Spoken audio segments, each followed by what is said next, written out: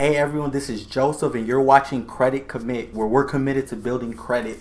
So today we're going to talk about negative items from collections, or if you have late payments, disputing these with the credit bureaus. If you want to see any more credit videos, go ahead and subscribe. We do make daily videos. So every day we're going to teach you how to build, boost your credit, and how to get better credit cards that have more options. Alright, so say you have a late item. So if you have a credit card that's still open, but say there's a 30-day late on there, what you normally would want to do first is send goodwill letters. You can send goodwill letters asking the credit card company, like, look, I'm up to date now. Can we, take off that 30 days late? They might tell you no, they might give you a little pushback, but if you keep trying, you're going to get through to somebody. So you're going to want to send those goodwill letters. You can always go to creditcommit.com/DIY. You will find letters within that package. Goodwill letters, dispute letters, whether it be collections, cease and desist letters as well. It's going to have all the letters you need to dispute. Keep sending goodwill letters and see if you can dispute it, because if you dispute it with a credit bureau, you're taking a chance of them actually closing your account for a late payment. So you got to, decide, is it worth it, or if it ain't worth it. If it's worth getting that late payment off, then you could go ahead and dispute with the credit bureaus, and that lender might close that account. So if you have a credit card that has a late payment and you start disputing with the credit bureaus, you're taking a chance of them closing your account. Yeah, you may get it off, but now you got that credit card closed, and you got to think about your length of credit history. If it's one of your oldest credit cards and it has one late, you might just want to leave that alone. But if it's something that's really affecting your credit, then I can understand why you want to take it off. But those are just different scenarios. If you have a credit card that has 8 years and one late out of 8 years, I'd probably just go ahead and leave that alone.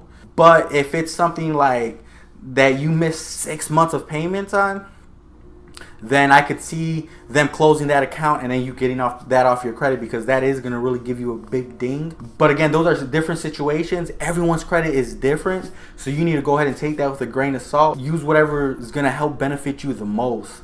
But again, when you're disputing those late payments, that is something to take into account, whether it's worth it or not. But I'd always start with the lender. Send goodwill letters. That goes a long way before you have to even go through the bureau process. Goodwill letters. We do have them at creditcommit.com/DIY. We have a whole package full of letters, tutorials, step-by-step on how to actually get these going. But that's what I do for late payments.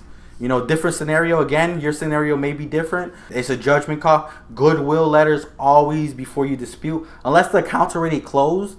If the account's already closed and it has a whole bunch of lates, then all right, now I'm going straight to the bureau. Let's go ahead and get into collection accounts. So if you have an account that's in collections, I would first of all send them a cease and desist letter. The reason you want to send that cease and desist to a collector is so that way they don't start calling you. You don't want to get phone calls for them. You don't want them trying to call your job. You don't want any harassing calls like that. I start with the cease and desist, so now they can only send me mail. That's a process that you're going to want to do first while disputing with the credit bureaus. I send them that cease and desist letter, and then I go ahead and I send a letter straight to the credit bureaus disputing those items. Creditors are just going to come out of the woodworks trying to call you, so you want to get them cease and desist letters off. If it's a whole bunch of collections, then that might not be something you want to do, but just know you're going to get phone calls. Whoever calls you, then you can send a cease and desist letter if you want to wait to do it like that. Now you know who to send a cease and desist letter to. You always want to do that certified mail. Now when you're disputing with the credit bureaus, you're going to see you're going to list all your items, and whichever items come off the collections account, they'll just start falling off. It might take you 3, 4, 5 rounds. You might have to send them a letter. 1 month, 1 item falls off. Next month, 2, 3 items fall off. Next month, maybe no items fall off, but then that following month, it gets everything else off. You got to be persistent. You got to stay on them. So when you're disputing, please be persistent. We're going to want to go ahead and keep sending letters to the bureaus, and also start sending letters to the collectors to prove validation. So first, you're going to want to dispute with the bureaus. And when you're disputing with the bureaus, you're going to want to see if anything comes back verified. If it comes back verified, you're going to want to send them another letter asking them how did they verify it, to show you a contract. Then you can send a dispute letter to the creditors. Alright, so when you send that dispute letter to the creditors, you're going to ask them to validate. If they don't come back with something signed, or your e-signature, anything, an audio recording, anything saying that you owe this debt, if they don't come back with anything, then it can't be validated. It can't be validated. Guess what the credit bureau has to do? They have to drop it. So if they tell you, hey, it's validated, but then the collector sends you something and it's not validated, You gotta send that documentation to the credit bureaus. How did you validate this? How? I contacted the creditors. I can't validate it. How did you validate this? Prove it. Prove it. So it really depends the path you want to take at this point, but you are going to want to contact the collectors and the credit bureaus. I start off with the bureaus. I see what falls off first. Creditors start calling you, send them the cease and desist. All right, so let's summarize. If you have late payments, you're going to want to contact the lender sending goodwill letters first. See if it's worth anything, pursuing anything further than that.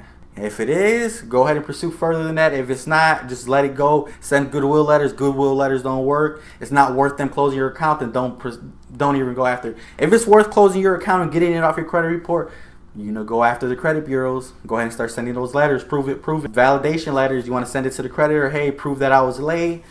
Obviously, it's going to make the relationship a little bit sour, but if you want to go that route, that's a route to go. When you're disputing any collections, you want to start off with the bureaus. You send the bureaus, hey, I want to challenge this. Once you start challenging it, like I said, creditors are going to come out the woodwork. They're going to want to start calling you, whatever. You're going to send them cease and desist. Then you're going to send them validation letters. Hey, prove that this is mine. Signed contract, e-signature, your voice, anything that proves that you owe this contract.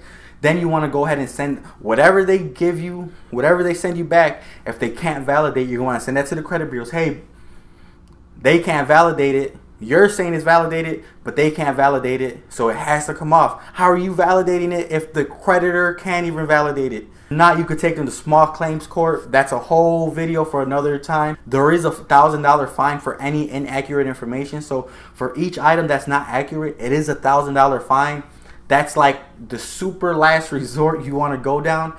But normally they'll come off way before that. A lot of things are pretty straightforward. We do have all the letters, again, at creditcommit.com/DIY. We do offer a service where we can do it for you. You just go to creditcommit.com and we'll have all the information there. You could give us a call. So go ahead and subscribe to the channel. We do have a link in the description where you can get the Blueprint Action Plan. Also, we got the whole playlist for the blueprint right here. Steps 1 through 5, as well as the bonus content that is in there. We do have daily videos, so go ahead and subscribe below. We got another video to the right within the playlist. It'll be the next step, actually, to the blueprint. The Blueprint Action Plan. This is step 3. So we do have step 4 right over here to the right. Subscribe, click my face below.